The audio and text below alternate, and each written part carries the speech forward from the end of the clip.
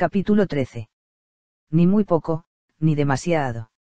Cuando la mente percibe todo el potencial que posee para la riqueza, se aprovechan todas las oportunidades de hacer dinero que aguardan en el ambiente que rodea a la persona. La paz de espíritu es un ingrediente esencial para la riqueza. Dar según el espíritu de la regla de oro, es afín al disfrute de la riqueza, y a todo lo demás que constituye el bienestar. Cuando se presta un servicio, como por ejemplo en el empleo en que se desempeña, se recibe a cambio una remuneración apropiada, pues no es posible escapar a la regla de oro, que es eterna e inmutable, y que va de la mano de la asimismo inmutable ley de la compensación. La abundancia de recursos de la tierra aguarda para que usted participe de ella. Esto nos lo han manifestado los maestros de todas las escuelas, de todos los siglos, y la vida misma nos lo enseña día tras día. ¿Pero qué constituye la abundancia? Ahora ya sabe usted que es un término relativo. Si no se dispone de la suficiente comida, no puede afirmarse que se tenga abundancia, pero hay quienes no se creen ricos sino hasta que pueden ingerir sus alimentos en platos de oro. Sea usted rico según su norma, y se creerá rico. Pero no olvide que hasta el mendigo disfruta de la belleza que nos rodea, del lento paso de las nubes por el cielo y de la vista de un arco iris o de una centellante estrella. Pero como quiera que sea, el presente libro es de carácter práctico y de seguro usted habrá observado que no sugiero ningún sustituto al hecho de tener dinero suficiente. Pero consideremos de nuevo el problema de lo que es suficiente y enfoquémoslo desde sus principios. La riqueza es del hombre que tiene la capacidad de ver dónde está el potencial de la misma. Yo me crié en algo que podría llamarse una granja. Como quiera, se trataba de una extensión de tierra que producía cosechas y donde pastaban algunos animales. Pero un granjero capaz, eficiente, habría notado a primera vista que una buena porción de nuestra granja no lo era en lo más mínimo. Comprendía mucha tierra sin labrar, lo único que producía era la obligación de pagar los impuestos, pero ningún producto que se pudiera comer o vender. Nos faltaba preparación, capital y algunas otras cosas, pero hasta la fecha no me explico cómo era que dejábamos que una riqueza en potencia estuviera allí a nuestra vista y alcance, sin que la aprovecháramos. No fue sino hasta años después cuando me enteré de que había un modo científico de hacer producir la tierra, mediante el cual podría obtenerse un ingreso mayor de 10 acres de terreno que el que mi padre habría sacado de un centenar de acres de esa misma tierra. Hace poco conocí a un granjero que vive espléndidamente con el producto de apenas 5 acres valiéndose de la rotación científica de los cultivos.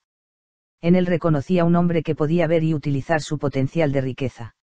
Nótese sin embargo, que el potencial de riqueza de ese agricultor no consiste únicamente en su tierra.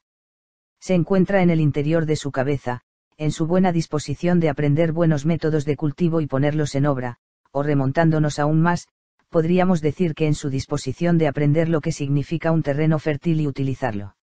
Una gacetilla periodística decía hace poco que, en ciertas partes de África, se requiere de 8 personas para producir la suficiente cosecha para alimentar a 9. Por fortuna, los métodos agrícolas sanos se están extendiendo por todo el mundo junto con el empleo de buena maquinaria agrícola y, además, los fertilizantes hacen maravillas con las tierras pobres. Pero aun cuando esos mismos 8 cavadores de tierra sean convertidos en 8 conductores de tractores que aren y siembren semillas de primera y con tal trabajo proporcionen alimento a 808.000 individuos, de entrada tienen que empezar por admitir la idea de que eso mismo ha sido hecho por otros y que ellos también pueden hacerlo. Y es que la riqueza siempre empieza en la mente. Sí, la riqueza siempre empieza como un concepto intelectual. Toda fortuna hecha por el hombre tiene su base en este principio fundamental y único. Pero primero hay que ahondar en la mente que interpreta el mundo que la rodea. Porque en ella no solo se concibe el tipo y monto de las riquezas que se desean, sino también se toma la materia prima constituida por las circunstancias y se la transforma en oportunidad. La paz de la mente es riqueza. Hasta ahora no había expresado esa idea empleando esta frase, pero estoy seguro de que ahora no le asombrará. Es tan importante dicho principio, que narraré otra historia más, relacionada con una persona que tenía mucho dinero pero que no sabía lo pobre que era en realidad por carecer de paz espiritual. Por otra parte, no sabía lo que estaba perdiendo hasta que lo descubrió. Y para recobrar dicha paz, se vio obligado a abandonar la norma del negocio ante todo por la de la bondad humanitaria que siempre había despreciado, con todo lo cual el lector podrá ver que se trata de una historia verídica, realmente importante. El héroe de la misma es, pero ¿quién podrá decirse que es el verdadero héroe? De cualquier modo, el hombre que hizo una gran fortuna mediante operaciones de bienes raíces y, sobre todo, por medio del alquiler de casas miserables de las cuales era el dueño, es un personaje de importancia. Habiendo visto que un matrimonio anciano le debía ya varios meses de renta, y fiel a su principio de que negocios son negocios, decidió echarlos. Habló acerca de ello con su abogado, pero viendo que transcurría el tiempo sin que éste hiciera algo en el sentido que él quería, fue a verlo de nuevo. Le ruego que encargue a otro abogado este asunto, le manifestó el profesional. El rentista, creyendo imaginarse lo que pasaba por la mente del abogado, le preguntó: ¿acaso cree que esta demanda no producirá dinero? Al contrario, yo creo que sí lo producirá, ya que tengo entendido que usted quiere vender la casa una vez que sea desocupada, pero simplemente no deseo encargarme más del asunto. El propietario, asombrado de tal actitud, inquirió: ¿le parece que será muy difícil echarlos? No, de ninguna manera, fue la respuesta. Ya sé, el viejo lloró para que los perdonara, ¿no es cierto? Pues sí. Y a usted se le derritió el corazón. Con solo que se le pusieran suplicantes se convirtió usted en una paloma. Vamos, esa no es la manera de proceder en los negocios. Si ese vejestorio me lo hubiera pedido a mí, ya podría verse. Es que él no me pidió nada. Ni siquiera pronunció palabra. Tampoco a mí me lo pidió, de modo que, con todo respeto, quisiera rogarle que me informara a quién se lo solicitó. El abogado contestó sin alterarse: adiós. Sí, y a continuación se postró de hinojos ante usted cuando fue a exigirle que pagara. Y nada de eso. Él ni siquiera supo que yo estaba ahí. Cuando llegué ante la puerta, llamé a ella y nadie me contestó. Estaba abierta. Pensé que la pareja se habría marchado espontáneamente sin esperar a que se le echara y entonces entré. El lugar estaba casi desprovisto de muebles y adornos y desde donde me encontraba podía ver, a través de una puerta entreabierta, un aposento donde una mujer de cabello blanco se encontraba semi-recostada en almohadas, sobre una cama. Me disponía a advertirle de mi presencia cuando, dirigiéndose a alguien que se hallaba con ella en la habitación, le dijo: a la hora que quieras, papá. Un hombre muy anciano apareció en el espacio visible para mí y se arrodilló junto al lecho. Me fue imposible moverme ni decir palabra. El anciano oró con su mano en la de su esposa. Empezó recordándole a Dios, que ambos eran sus hijos sumisos, mamá y yo, dijo, y que pasase lo que pasase era su voluntad divina y como tal la acataban humildemente. Pero que sería muy duro para ellos el encontrarse sin hogar en su ancianidad, estando mamá tan enferma e impedida, y que cuán distinto sería si él les hubiese dejado a alguno de sus 3 hijos, pero ya ninguno vivía en este mundo. Al llegar aquí, el abogado se enjugó los ojos. Mis ojos se llenaron de lágrimas, prosiguió, pero guardé silencio. Escuché cómo le decía al Señor que quienes se acogen a su amparo están seguros y que no sería nada agradable el ir a un asilo después de toda una vida de habitar juntos bajo un techo solo de ellos. Agregó que él sabía bien lo que era legal y terminó pidiendo a Dios que bendijera. El profesional se detuvo con la voz ahogada. No diga que a mí, exclamó el propietario con voz ronca. No mencionó ningún nombre. Pero pidió a Dios que bendijera a quienes estaban por demandar lo que justamente se les debía. En este instante salí de la casa caminando de puntillas. Y hasta aquí el caso en cuanto a mí toca. Preferiría ir a un asilo yo mismo que echar de su casa a esos ancianos, y asiendo de un brazo a su cliente, le dijo impulsivo: estoy dispuesto a pagarle a usted lo que ellos le deben, con la condición de que les permita seguir viviendo allí. No, le contestó el hombre. Y levantándose de su asiento se acercó a la ventana. Transcurrido un momento también se limpió los ojos con el dorso de su mano. Muy bien, expresó al fin. Les dejaré allí todo el tiempo que ellos quieran, y volviéndose al abogado, agregó con voz quebrada por la emoción: ojalá nunca hubiese oído usted esa petición, que no iba dirigida ni a usted ni a mí. El profesional sacudió la cabeza. Al contrario, estaba dirigida a mí para que la comunicara a usted. Mi anciana madre solía cantar un himno en el que se hablaba de los misteriosos caminos de Dios. Yo también lo he oído, murmuró el hombre de negocios, y estrujando los papeles del desahucio, los hizo pedazos. Bien, dijo después de esa pausa al abogado: ¿por qué no va usted mañana a donde esos viejos y les entrega este billete, además de un canasto con provisiones? Con mucho gusto. Y agregaré de mi parte algo a ese dinero, además de llevarles un canasto más grande. Y dígales usted que el adeudo ha sido pagado, ¿quiere? Desde luego. Pagado de un modo misterioso. Y los dos hombres se miraron sonrientes. El rentista de nuestra historia que, insisto, es verídica, empezó a ser rico desde el punto y hora en que quebrantó el patrón de su vida, desde el día en que cesó de arrancar y empezó a dar. Desde el día en que sintió los primeros indicios de lo que llegó a ser una espléndida y maravillosa paz espiritual. No ponga límite a lo que dé, más bien limite lo que tome. Claro que, hablando desde un punto de vista práctico, hay un límite para lo que uno puede dar de su tiempo y recursos. He dicho que el primer deber es ayudarse uno mismo, luego a los demás, y cuando esta regla se aplica correctamente, obra maravillas. Por tanto, cuando digo que no ponga límite a lo que dé, quiero decir que no limite el espíritu con que da. El protagonista de nuestra historia ciertamente había hecho antes alguna obra caritativa, pero se trataba de actos ostentosos, a causas locales que le manifestaban agradecidas su reconocimiento en forma pública, lo cual constituía buena publicidad para él y sus negocios. Un día dio cuando lo último que quería hacer era dar, y aquí estuvo la diferencia. Un día sintió que algo más grande que él le impulsaba a abrir la billetera, y esa fue la diferencia. A partir de ese día, mudó por completo el espíritu de su vida. Un discurso que pronuncié. Este subtítulo es tan singular noticia como la de que un perro mordió a un hombre, porque son múltiples los discursos que he pronunciado. Su significado es este: pronuncié un discurso en un pequeño establecimiento educativo y, mientras me encontraba en la institución, tuve oportunidad de tomar numerosas notas relativas a su actividad en el área de trabajo y estudio. Cuando el presidente de la asamblea me hizo entrega de mis honorarios, me negué a recibirlos. Le di las gracias y al mismo tiempo le manifesté que había recopilado suficiente material para escribir 2 o más artículos en mi revista Golden Rule, con lo que me consideraba más que pagado. Posteriormente, las suscripciones a dicha revista se multiplicaron en los lugares circunvecinos a dicho colegio. Los alumnos habían decidido que, como yo había hecho algo por ellos, estaban obligados a su vez a hacer algo por mí, con lo que se dedicaron a conseguir las citadas suscripciones. Con ellas quedé pagado en exceso. ¿Qué es en realidad la regla de oro? ¿Sabía usted que la regla de oro, en una forma o en otra ya era conocida desde hace mucho, en la época de Jesucristo? Él nos la dio en la forma que ahora conocemos, pero a continuación doy algunas versiones que se remontan a tiempos antiguos de la historia de la humanidad. Él propugnó para otros el bien que deseaba para sí. Inscripción en una tumba egipcia de alrededor del 1600 a J. Calle. Lo que no quieras que te hagan a ti, no lo hagas a otros. Confucio. Debemos comportarnos con el mundo, como queremos que el mundo se comporte con nosotros.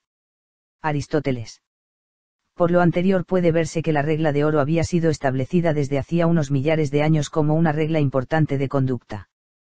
Por desgracia, el mundo solo ha puesto su atención en la letra de dicha máxima, pasando a menudo por alto el espíritu que se oculta en esta recomendación universal. Porque si se considera dicho espíritu, se verá que es aplicable a la conducta que beneficia tanto a usted como al prójimo. La regla de oro significa que debe hacerse a los otros lo que nosotros quisiéramos que ellos nos hicieran si estuviésemos en su lugar y ellos en el nuestro. Reflexione en ello. ¿Por qué entonces se aparta un tanto de la máxima que se nos da en la Biblia? Se da un gran paso adelante, porque implica que se están juzgando las necesidades del prójimo en su propia situación, y se contempla el mundo a través de sus ojos. Le suplico al lector que me perdone que haga un breve paréntesis en un asunto tan serio, pero quisiera citar una anécdota que viene muy a cuento. Un misionero trabajaba para propagar el evangelio entre los indígenas de una isla de la Polinesia. Entre otras cosas les enseñó la versión más común de la regla de oro, que es: haz a otros lo que quisieras que ellos hicieran contigo. Al jefe de la tribu le impresionó mucho esto, y un día se presentó en la casa del misionero para hacerle entrega de un pequeño obsequio consistente en 6 esposas extras.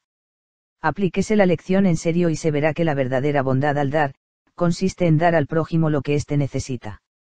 Porque es esa forma de dar la que se aviene la manera perfecta a la ley de la compensación y a tantas experiencias humanas, todas las cuales demuestran que el dar tiene que ocurrir antes del recibir, cuando el dar verdaderamente satisface una necesidad. No viene al caso repetir los numerosos ejemplos de ese tipo de dar y los cuales ya he expuesto con anterioridad. Si se vuelven a leer los mismos, podrá observarse que en ellos ha resplandecido una aplicación correcta de la regla de oro. También se podrá ver la relación con otra famosa máxima de la Biblia: lo que el hombre siembre, eso recoge. No debemos contentarnos con las migajas del banquete de la vida, ni debemos tampoco engullir demasiado de él. La regla de oro actúa como una gran niveladora, al asegurar que las cosas sean así. Porque crea un omnipresente espíritu de amable consideración hacia las necesidades y derechos de los demás, con lo que, sin dar pensamiento a la ganancia, que en las mentalidades enanas es sinónimo de apoderamiento, la mente compenetrada con la regla de oro, adquiere un sentido de lo que constituye su verdadera capacidad de dar. El dar impone el recibir. Existe un ir y venir, una especie de trueque de riqueza que quizá no se manifieste en una gruesa billetera, pero que sí se refleja en una mente que ha conocido tal riqueza. En esto consiste la felicidad, la paz y la salud que el hombre rico en un sentido meramente material es posible que nunca llegue a conocer. Y ahora una sugerencia: búsquese en la comunidad en que se viva a un hombre que solo viva para acumular dinero. No será difícil encontrarlo, puedo afirmárselo, pues abundan quienes consideran que cualquier cantidad de dinero es demasiado pequeña y cualquier suma nunca suficiente. Es casi seguro que un individuo así nunca se detendrá a considerar la moralidad de los arbitrios de que se vale para adquirir su dinero, porque la consciencia es un lastre cuando el horizonte continuo de la vida solo es una línea de sacos vacíos que hay que llenar de monedas. Obsérvese a esa persona. Búsquese si tiene algún calor en su alma, y de seguro no se hallará nada, a menos que el tema de lo que se hable sea el dinero. Véase si se dibuja en su rostro una sonrisa de bienvenida cordial, cosa que no ocurrirá, pues su sonrisa será de tiburón. Nótese cuán escaso es en ella el goce de vivir. Claro que podrá expresar lo que él cree que es dicho goce mediante costosos dispendios, pero esto es algo muy distinto al sentimiento verdadero. En la aceptación del vocablo, un individuo así no es hombre. Será apenas un autómata, una máquina de hacer dinero. Sin embargo, serán muchos los que envidien a ese robot. Y señalarán con orgullo y secreta envidia lo que ellos llamarán sus triunfos. ¿Por qué podrá hacer éxito sin felicidad? Cualquier ser humano sabe que ambas cosas deben marchar juntas, como íntimos aliados, en una vida que merezca llamarse así. Nadie que crea que la felicidad estriba en tener mucho, llegará a ser feliz. Nadie podrá disfrutar de una auténtica felicidad, sino hasta que traduzca las palabras de la regla de oro en obras y comparta su felicidad con otros. Pero diré aún más: la regla de oro no quiere tener un carácter obligatorio, como los impuestos del gobierno. El compartir la felicidad acarrea felicidad a quien lo hace, siempre que el compartir haya sido espontáneo, sin otro objetivo que el hecho de dar. ¿A qué puede llamarse una remuneración injustamente baja y a qué una injustamente alta? Una de las razones de que me sienta satisfecho de que mi nombre no se encuentre hoy vinculado al de las grandes finanzas, como casi siempre lo estuve, es que así soy libre de propugnar que la gran empresa ha de compartir de un modo más generoso con sus trabajadores y empleados tanto las oportunidades como los beneficios. Los galeotes iban encadenados a sus remos. Solo se les daba el alimento indispensable para que pudieran trabajar. Como se puede leer en esa novela conmovedora intitulada Ben-Hur, cuando una galera estaba a punto de hundirse, nadie se preocupaba de quitar los grilletes a los presos. Con lo que la embarcación se iba a pique junto con su cargamento de máquinas humanas. Porque eso eran, y no más, esos pobres hombres, máquinas. La situación de los trabajadores en el siglo I, o posteriores de la Revolución, fueron una reminiscencia de esa misma filosofía. El propietario de una empresa buscaba exprimir a sus empleados al máximo, y darles lo menos que pudiera como paga. En los días de mi juventud, todavía privaba bastante ese criterio. Me parece una verdadera bendición haber llegado a presenciar que un poco del espíritu de compartir penetrase en el mundo de las fábricas y de las oficinas. Ahora volvemos la vista con horror a aquellos tiempos de las jornadas de 12 o 14 horas con salarios de hambre y nos asombramos de cómo pudo ser el hombre tan estúpido al no ver que esa actitud perjudicaba tanto al hombre como a su sociedad, pero así eran las cosas.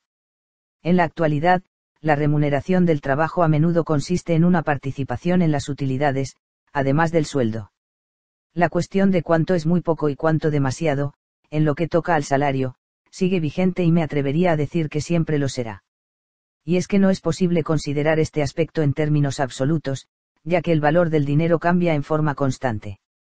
Pero persiste otro concepto, este sí absoluto, a saber, dentro del contexto de los tiempos, los servicios de un hombre valen tanto como el de La mayoría de los hombres de 50 años o más pueden volver la vista a su pasado y considerar su patrón de ingresos por concepto de los trabajos desempeñados y comprobarán que así es. Más aún, instintivamente lo sabemos y lo demostramos. En el acervo de mis recuerdos, guardo una historia que me relató Henry Ford y que ejemplifica el tópico de un modo justo. Corrían los primeros tiempos de la industria fundada por ese gran hombre, que tanta prosperidad ha alcanzado, y andaba en busca de un gerente de ventas, por lo cual publicó un anuncio en el periódico. Tras seleccionar las solicitudes recibidas, procedió a entrevistar a algunos de los candidatos que más viables le parecieron. Al hablar con uno de ellos y llegados al punto de estipular el salario, no pudieron llegar a un acuerdo, en vista de lo cual le dijo Ford: ¿Qué le parece si viene usted a trabajar un mes con nosotros y nos demuestra lo que sabe hacer? Le pagaremos lo que se merezca. No contestó el solicitante, porque estoy ganando más en donde trabajo ahora. El sonriente comentario de Ford a esta anécdota era que los acontecimientos posteriores probaron que, con ese desliz de su lengua, el sujeto había dicho la verdad. Al final del primer mes, se le tuvo que despedir. No sé por qué es destacado industrial contrató al candidato de Marras, pero es de presumir que le haya impresionado en el sentido de tener experiencia y otras cualidades necesarias para el empleo. Pero al final acabó demostrando que lo único que tenía era una mera apariencia de dar y lo que recibió estuvo de acuerdo con la realidad. No se puede fingir que se cumple con la regla de oro. Querrá decir lo que hemos dicho, que la regla de oro también es aplicable en los casos de contratación y despido de empleados. No diré que el caso siempre sea tal, pero en términos generales puede afirmarse que sí tiene aplicación también en esas circunstancias. La ley de la compensación, con la cual va eslabonado, tiene aplicación a toda clase de compensaciones. La conveniencia de no estipular muy poco ni pretender en demasía, también tiene aplicación aquí. Porque no hay regla de vida que tenga vigencia por sí sola. No se crea que es fácil fingir que se cumple con la regla de oro. Porque de nada servirá el fingir que se da a quien necesita, mientras en realidad lo que se busca es encubrir una naturaleza deshonesta y egoísta. A este propósito dijo Emerson: el carácter humano siempre tiende a manifestarse. No puede ocultarse porque siempre saldrá a la luz. Una vez escuché decir a un experimentado consejero que nunca temía el efecto que pudiera causar en un jurado el abogado que no tuviera la íntima convicción de que su cliente debería ser absuelto. Porque, si careciera de dicha convicción, esta inconsistencia sería percibida por el jurado. Porque lo que no creemos en el fondo no lo podemos expresar con convicción, aun cuando solamos repetir el concepto con cierta frecuencia. Al hombre se le toma por lo que vale. Lo que él es suele hallarse grabado en su rostro, en sus modales, en su vida, con letras de fuego que los demás hombres podrán leer, menos él. Toda violación a la verdad no solo es una especie de suicidio en el caso del mentiroso, sino una puñalada que se asesta a la sociedad. Confíese en los demás y ellos confiarán en uno, tráteles bien y ellos nos tratarán bien. Ahora ya sabe usted el secreto supremo expresado de distintos modos. Estoy seguro de que no tendrá dificultad ninguna en aceptarlo como verdad comprobada y como una guía inapreciable para alcanzar una paz espiritual y la riqueza en gran medida. Revisión del capítulo 13. ¿Qué es lo que constituye la abundancia? Hay tierras de cultivo que poseen gran fertilidad potencial, pero cuyos dueños siguen siendo pobres porque no se percatan de la existencia de dicha capacidad. Todo hombre tiene dentro de sí el potencial de la abundancia, pero muchos siguen siendo pobres. La riqueza viene cuando el individuo se percata de la existencia de su potencial interior para conseguirla, cuando por primera vez se concibe en la mente cómo transformar la materia prima de las circunstancias en una oportunidad creadora de riqueza. La paz del espíritu es riqueza. La paz del espíritu se le escapa a más de uno que piensa que es rico, sin serlo en el fondo. Cuando ese rico encuentre la paz de su espíritu, entonces se dará cuenta de la trascendencia de lo que había perdido, y a partir de ese instante mudará de vida para mejorar.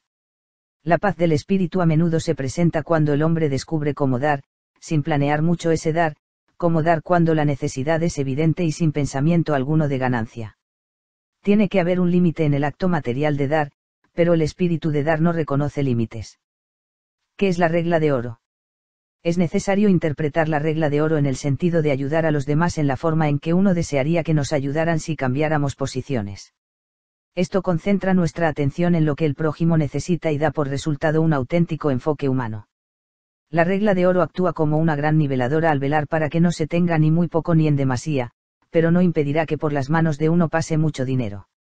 Nadie que viva solo para acumular dinero podrá conocer la felicidad, y no habrá éxito verdadero a menos que primero se tenga el sentido de ser feliz.